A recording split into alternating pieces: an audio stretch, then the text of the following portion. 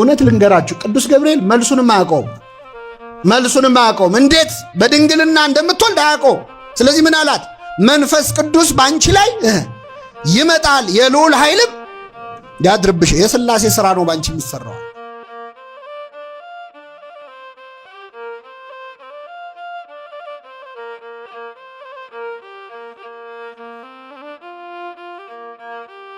ዮሐንስን ያስደሰተች አምላክ ሁላችንን ደስ ታሰኘን በእውነት።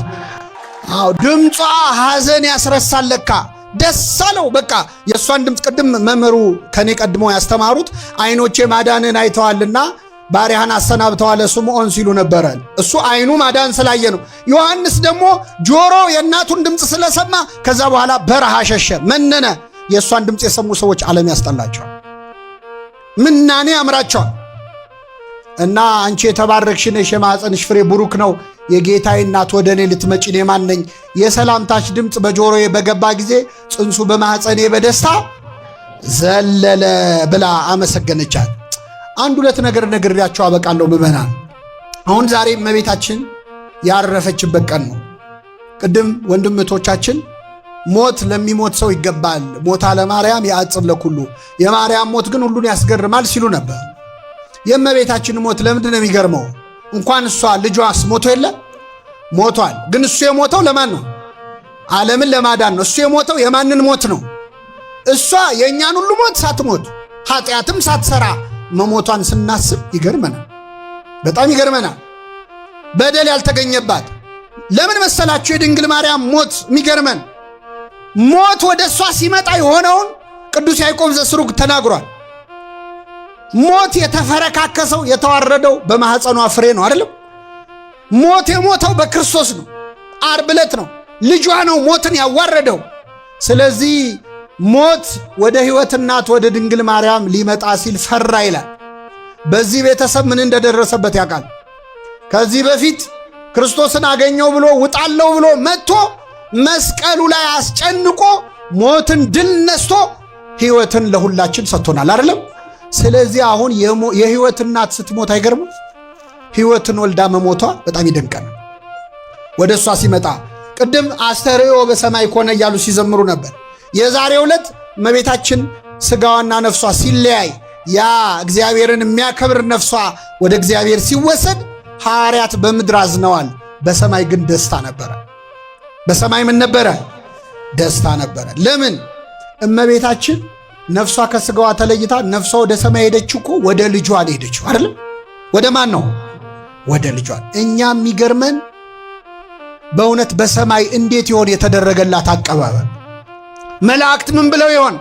ገብርኤል እዚህ ጸጋን የተሞላሽ ሆይ ምን ይበልሽ ብሎ ነበር። ወደ ሰማይ ስትመጣ ገብርኤል ምን ብሎ ዘምሮ ይሆን? በእውነት ኤልሳቤጥ ወደ እኔ ትመጪ ዘንድ እንዴት ይሆናል ብላ ይሆን? የሰማይ ቅዱሳን ኅብረት እንዴት ነው የተቀበሏት ድንግል ማርያም? በእውነት እመቤታችን ፍቅሯን በሁላችን ልብ ትሳልብን። አባቶቻችን ሁሉ ነገር ውስጥ እመቤታችን አለች። ይችን ነግሬያችሁ ላብቅ። ልጅ ሲወለድ ምን እየተባለ ነው የተወለዳችሁት? ቀረ እንዴ? ማርያም ልክ ልንጠይቃት ልክ ስትወልድ ደግሞ ስሟ ይቀየርና የምን አራስ ትሆናለች? የማርያም አራስ። ስትጠይቁ ደግሞ ሄዳችሁ እንኳን ምን ትመልሳለች እሷ? ማርያም ታኖርሽ አይደለም? ምን አገናኘው ይላል። አሁን አንዳንድ ሰው ምን አገናኘው እንኳን ማርያም ማረችሽ። ጽንስና ድንግል ማርያምን አንዳንድ ሆስፒታል ውስጥም ስለ ማርያም ሲያዩ አንዳንድ ሰዎች ምን አገናኛው ከሷ ጋር ይላሉ። ጽንስና እመቤታችንን የማያገናኛቸው መጽሐፍ ቅዱስ ነው። የሰላምታሽ ድምፅ በጆሮዬ በገባ ጊዜ ጽንሱ በማኅፀኔ በደስታ ዘለለ። የእሷ ስም ሲነሳ ጽንስ የሆነ ነገር እንደሚሆን ያየነው መጽሐፍ ቅዱስ ላይ ነው። ስለዚህ ማርያም ማርያም ብለን ተወልደናል። ገና እስከ ምጽአት ድረስ ማርያም ማርያም እያለን እንወልዳለን። እግዚአብሔር ክብር ምስጋና ይድረሰው። በሆነ ምን እናድርግ እንግዲህ? ተጽፎ ያገኘነው ነው ምን ደግመው። የሰላምታች ድምፅ በጆሮዬ ምን ባለ ጊዜ። ትልቁ አዋላጅ እመቤታችን ነች። እና ሁሉ ነገር ውስጥ ማርያም። ልጆችም ስንሯሯጥ ድሮ የምን መንገድ ስጠኝ ነበር ምንል። አቤት ጥቁር ነገር ሰውነታችን ላይ ሲወጣስ ምእመናን ጥቅሱ ሊጠፋን ይችላል። ብዙ እናቶች ድንግል ማርያም ታማልዳለች ወይ ይሄው ዮሐንስ ወንጌል ምዕራፍ 2 ላይ እኮ አማልዳለች ብለው ጥቅስ ማሳየት አይችሉም። በሷ ምልጃ የዳነ ቁስላቸውን ግን ገልጠው ማሳየት የሚችሉ ሰዎች አሉ የሉም? ለምልጃዋ ምስክሮቹ እኛ ነን። ከመጽሐፍ አይደለም ያገኘነው። እመቤታችን ለማማለዷ ቆመን መሄዳችን ምስክር የሆንን በጣም ብዙ ሰዎች አሉ። አባቶቻችን ያስተማሩን በተግባር ያዩትን ነው። በነገራችን ላይ መጽሐፍ ቅዱስ ላይ ድንግል ማርያም ያደረገችው ብቻ አይደለም ያሰበችው ሳይቀር ተጽፏል። ይህ እንዴት ያለ ሰላምታ ነው ብላ ምን አለች? አሰበች። አንዴ እንዳይመስላችሁ ቅዱስ ሉቃስ 3 ማርያምም ይህን ነገር ሁሉ በልቧ እያሰበች ትጠብቀው ነበር ይላል። ሐሳቧ ድረስ ተጽፏል መጽሐፍ ቅዱስ እና መልአኩ እንዴት ያለ ሰላምታ ነው ብላ ማሰቧን ሲያይ በተሰጠው ጸጋ አውቆ ማርያም ሆይ አትፍሪ ከእግዚአብሔር ዘንድ ሞገስን አግኝተሻልና አላ። ክብር ምስጋና ይድረሳት እመቤታችን። የኔ የመልአኩ ምስጋና ነው ያስፈራሽ አለ። የኔ የገብርኤል ሰላምታ ነው ያስፈራሽ? በማን ፊት ክብር አግኝተሻል? እኔማ ተራ ነኝ አለ። እኔማ በፊቱም ምቆም አገልጋዩ ነኝ። የኔን ተይው፣ በእግዚአብሔር ፊት ሞገስን አግኝተሻል። ድንግል ማርያም ክብርም ሞገስን ያገኘችው በማን ፊት ነው? መመን አንዳንድ ሰዎች እናንተ ኦርቶዶክሶች የድንግል ማርያምን ክብሯን አብዝታችሁ ታይላሉ። ክብሯን ያበዛው ማን ነው? እኛ ልንቀንሰው ልንጨምረው እንችላለን። ፀሐይ ብንሞቃት ባንሞቃት ሙቀቷ ይቀንሳል። ድንግል ማርያም ብናከብራትም ባናከብራትም ማን አክብሯታል? መመናን እግዚአብሔር አክብሯታል። ክብር ምስጋና ይድረሳል። አትፍሪ አለ። በእግዚአብሔር ዘንድ ሞገስን አግኝተሻል። እነሆ ትጸንሻለሽ ወንድ ልጅም ስሙንም ኢየሱስ ትይዋለሽ። እኛ ኢየሱስ የሚለውን ስም የሰማነው ከገብርኤል ነው። በነገራችን ሊቀ መላእክት ቅዱስ ገብርኤል ነው እኛ ኢየሱስ የሚለውን ስም ያስተዋወቀን። የገብርኤል በዓል ስናከብር ኢየሱስን አታውቁት የሚሉ ሰዎች አሉ። ደግሞ ለገብርኤል ኢየሱስን ሊያስተዋውቁት ማለት ለዓለም ኢየሱስ የሚለውን ስም ያመጣው ማን ነው? ቅዱስ ገብርኤልን ላከው። ኢየሱስ ትይዋለሽ፣ እርሱም ታላቅ ነው፣ የልዑል ልጅ ይባላል። ጌታ አምላክም የአባቱን የዳዊትን ዙፋን ይሰጠዋል። በያዕቆብ ቤት ላይ ለዘላለሙ ምን ይላል? ለመንግስቱም ፍጻሜ የለውም። የዘላለም ንጉሥ ትወልጃለሽ አላት። አሁን ስሟት ምዕመናን፣ እመቤታችን ለመጀመሪያ ጊዜ አፍ አውጥታ መጽሐፍ ቅዱስ ላይ ስትናገር አሁን ልንሰማት። ቅድም ሰላም ሲላት ይህ እንዴት ያለ ምንድን ነው አለች። አሁን ግን አልቻለች፣ መናገር ጀመረች። ምን አለች? ወንድ ስለማላውቅ። እስኪ በሉ ወንድ ስለማላውቅ። የመጀመሪያ ንግግሯ መጽሐፍ ቅዱስ ላይ እመቤታችን ወንድ ስለማላውቅ እንዴት ይሆናል? እስቲ ልጠይቃችሁ፣ ድንግል ማርያም ወንድ አይታ ታውቃለች? አታውቅም? አይታም አታውቅም?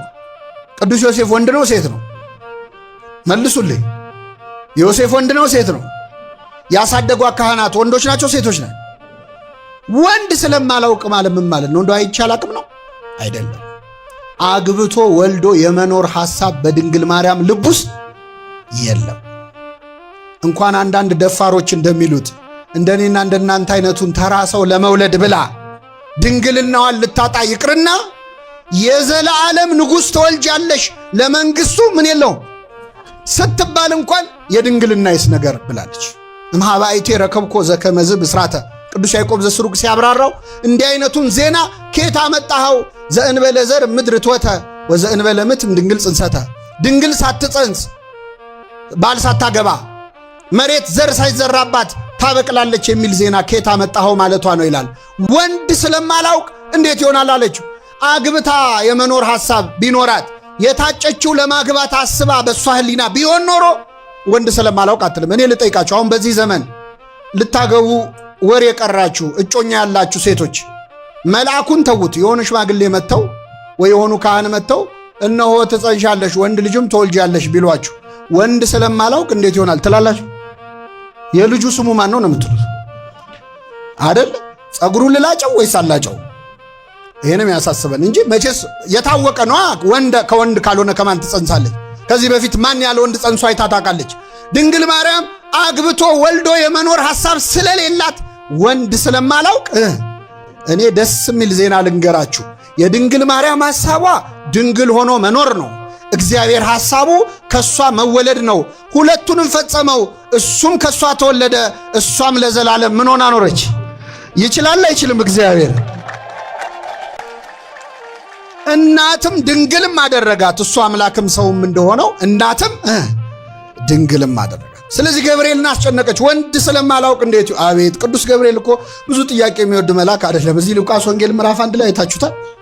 ከእሷ በፊት እኮ ሄዶ ያናገረው ሌላ ሰው ነበር አይደል?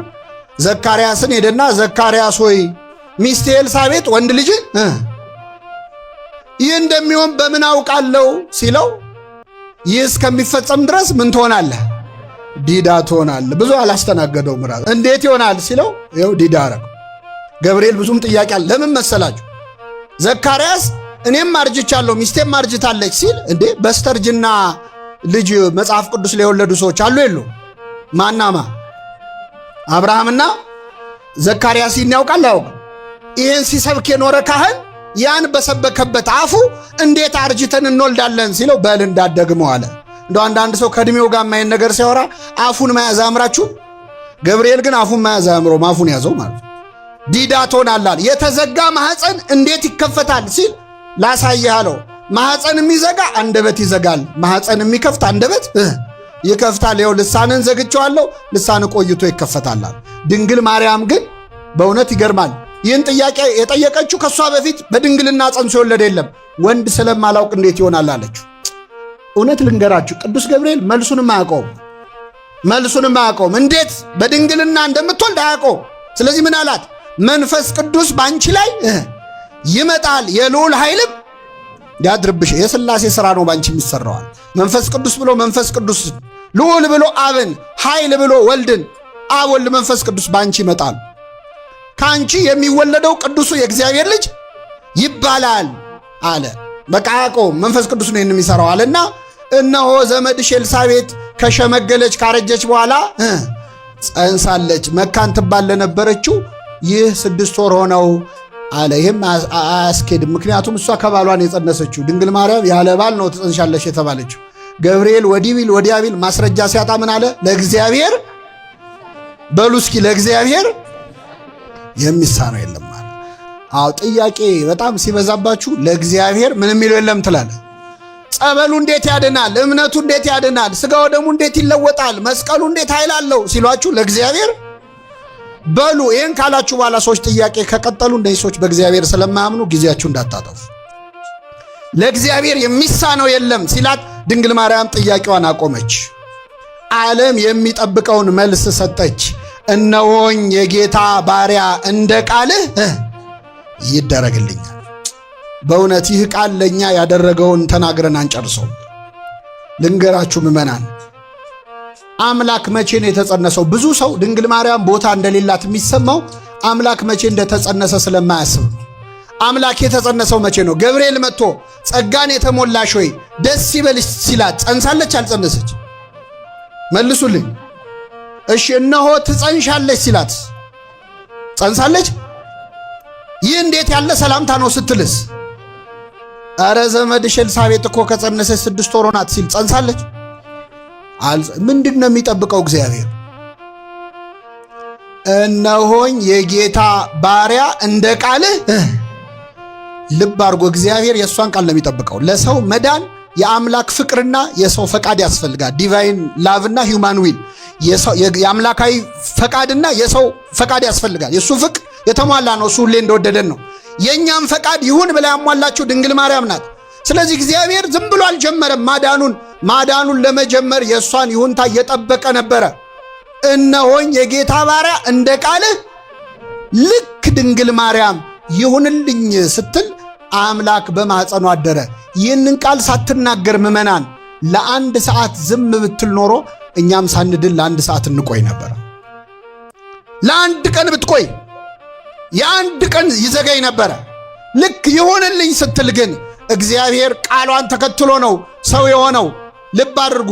ምናልባት ይህን ስል ትንሽ ለእሷ መብት የሰጠው ለእመቤታችን ከመሰላችሁ አንዳንድ ሰው አይታወቅም። እኔ የሁለት ሰዎች ታሪክ ከመጽሐፍ ቅዱስ ላስታውሳችሁ። የመጀመሪያው ሙሴ ነው። ከእኔ ጋር ናችሁ ምእመናን? እግዚአብሔር ከሁላችን ጋር ይሁን። እግዚአብሔር ለሙሴ በሲና ተራራ ላይ የተገለጠለት ሙሴ ሙሴ ሆይ ሂድና ሕዝቤን ከግብፅ ባርነት ነፃ አውጣ፣ ወደ ፈርዖን ሄዳ አለው። ሙሴ ጥያቄ ጠየቀ።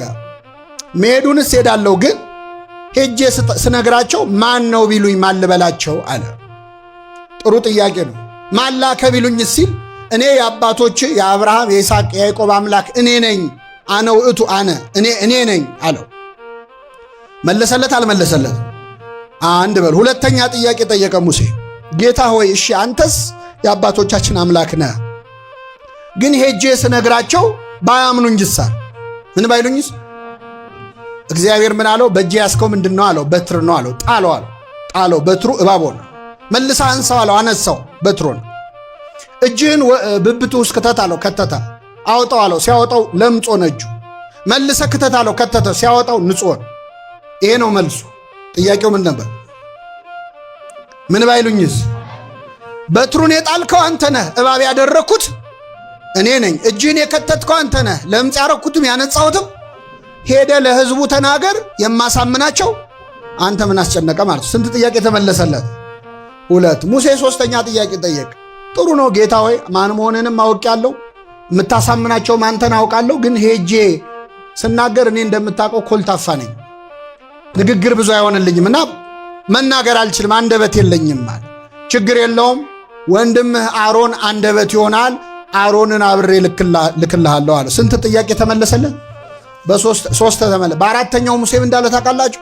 እግዚአብሔር ወይ ከይቅርታ ጋር ሌላ ሰው ፈልጋል። ስንት ጥያቄ ጠይቆ እግዚአብሔር ይህን ጊዜ ቁጣው ነደደ ይላል። አረ ሌላ ልጨምርላችሁ። ጌዲዮን የሚባል መስፍን ደግሞ አለ፣ መጽሐፈ መሳፍንት ነው። ጌዲዮን ደግሞ ቅዱስ ሚካኤልን ልኮ እግዚአብሔር ሂድና ሕዝቤን ነፃ አውጣ ብሎሃል እግዚአብሔር አለ። ሲለው ምን አለ? አንተ የእግዚአብሔር መልአክ መሆንህን በምን አውቃለሁ? እግዚአብሔር እንደላከ በምን አውቃለሁ? ስለዚህ መስዋዕት አቀርባለሁ፣ እሳት ከሰማይ ወርዶ መስዋዕቱን ከበላው አንተ የእግዚአብሔር መልአክ ነህ፣ አለዚህ አላቅም። ስለዚህ መስዋዕቱን እስካቀርብ ድረስ ከዚህ ጋር እንዳትላወስ አለው ይላል። ማንን ነው እንዳትላወስ የሚለው? ቅዱስ ሚካኤል በረከቱ ይደርብን። እሺ ብሎ ቆመ ሚካኤል። የዋህ አይደለ? እሺ ብሎ ቆመ። ከዛ አቀረበ፣ እሳት ከሰማይ ወርዶ መስዋዕቱን በላው። በል ጌዲዮን አሁን የእግዚአብሔር መልአክ መሆኔን አውቃል፣ ሂድና ህዝቡን ነፃ አውጣ ሲለው ምን እንዳለ ታውቃላችሁ? በእኔ ነፃ እንደሚያወጣስ በምን አውቃለሁ? ስለዚህ የበግ ፀጉር የበግ ቆዳ አምጥቼ አነጥፋለሁ መሬት ላይ፣ ሌላው ቦታ ሲዘንብ እሱ ላይ ደረቅ ይሁን፣ እሱ ላይ ደግሞ ደረቅ ሲሆን ሌላው ላይ ይዝነብ። ያኔ እግዚአብሔር ህዝቡን በእኔ እንደሚያወጣ አውቃለሁ። ተደረገለት። ድንግል ማርያም አምላክን በድንግልና ጸንሰሽ ትወልጃለሽ ስትባል እዚህ ጋር ዝናብ ይዝነብና እዛ ጋር ደረቅ ይሁን ብላለች። እነሆኝ የጌታ ባሪያ እንደ ቃልህ። ይገርማቸዋል። ይህንን ቃል እስክትናገር ሰውም እግዚአብሔርም እየጠበቀ ነበር። ሲኦል ውስጥ ያሉ ነፍሳት ሳይቀሩ ይሁንልኝ የሚል ቃሏን ይጠብቁ ነበር። እንደውም ቢታያቸው ገብርኤል ቆሞ ሲያበስራት ሲኦል ሆነው ቢያዩ ይላል አንዱ ባለቅኔ፣ ሲኦል ሆነው ቢያዩ እሺ በይ እያሉ ይጮሁ ነበር። አንቺ እመቤት ሆይ ይላል ቅዱስ አምብሮስ ደግሞ ድንግል ሆይ እግዚአብሔር በደሙ ሊገዛን እያናገረሽ ነውና እባክሽን ቶሎ መልስ ስጪ፣ እባክሽን አትዘግይ ይላል። ድንግል ማርያም የሰው ልጅ ድህነት በእሷ ምክንያት እንዲዘገይ ስላልፈለገች እግዚአብሔር ለእኛ ራሱን እንዲሰጥ እመቤታችን ቀድማ ራሷን ለእግዚአብሔር ሰጠች። እነሆኝ የጌታ ባሪያ እንደ ቃልህ ልክ እንደ ቃልህ ይሁንልኝ ስትል እግዚአብሔር በብሩህ ደመና ተጭኖ መጥቶ ከሰማያት ወርዶ በማኅፀኗ አደረ። የሁላችን መዳን የዛን ጊዜ ተጀመረ። ክብር ምስጋና ይድረሳት እመቤታችን።